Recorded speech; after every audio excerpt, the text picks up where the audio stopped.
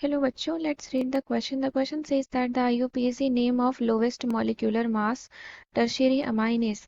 तो यहाँ पर आपसे पूछा गया है कि टर्शियरी अमाइन जिसका सबसे लोवेस्ट मॉलिक्यूलर मास है उसका IUPAC नेम क्या होगा। तो इसके लिए हम की कॉन्सेप्ट लिखेंगे. So here the key concept is IUPAC nomenclature.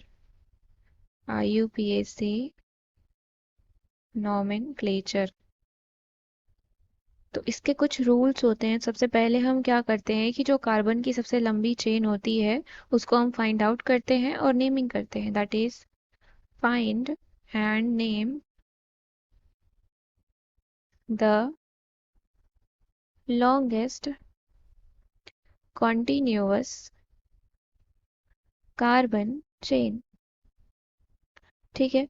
Secondly हम क्या करते हैं कि जो उस चेन में ग्रुप्स अटैच हैं उनको हम आइडेंटिफाई करते हैं और उनकी नेमिंग करते हैं. That is identify and name the groups attached to this chain. तो इस चेन से जो ग्रुप्स अटैच हैं उनको आइडेंटिफाई करना है और उनकी नेमिंग करना है. अब हम क्या करेंगे कि जो नियरेस्ट सब्स्टिट्यूएंट ग्रुप होगा हम नंबरिंग वहां से शुरू करेंगे. दैट इज नंबरिंग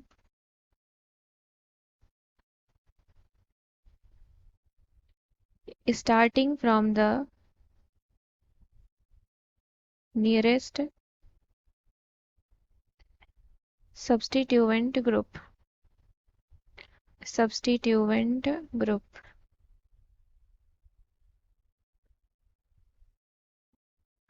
अभी अगर आपके बहुत सारे सब्स्टिट्यूएंट एक जैसे लगे हुए हैं, that is if similar substituents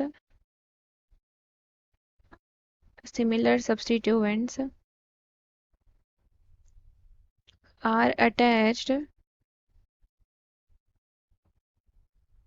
then for 2 it can be named as di, for 3 try. इस तरीके से 4 के लिए आपका टेट्रा हो जाएगा, फिर पेंटा हो जाएगा. तो इस तरीके से हम क्या करते हैं, नेमिंग करते हैं, डिजिनेट करते हैं several groups of same kind. अभी हम ये लिखेंगे कि सब्स्टिट्यूएंट की नेमिंग हम क्या करेंगे, अल्फाबेटिकल ऑर्डर में करेंगे. That is name the substituents in alphabetical order.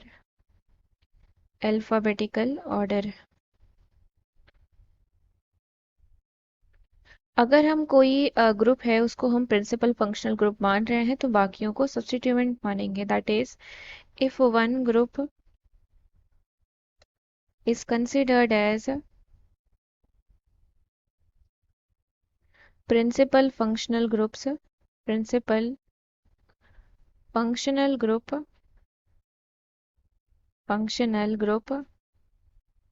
then the others considered as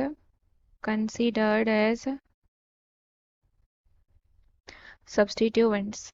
तो बाकियों को हम किस तरीके से ट्रीट करेंगे, सब्स्टिट्यूएंट्स की तरह ट्रीट करेंगे.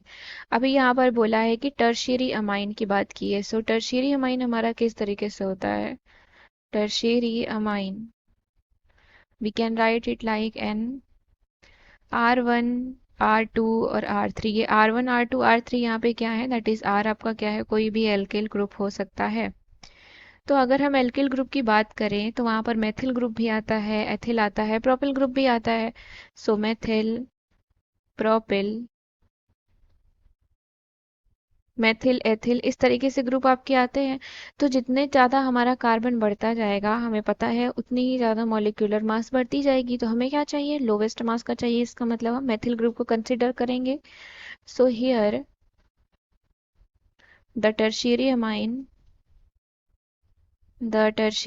Amine will be, that is N CH3 and CH3.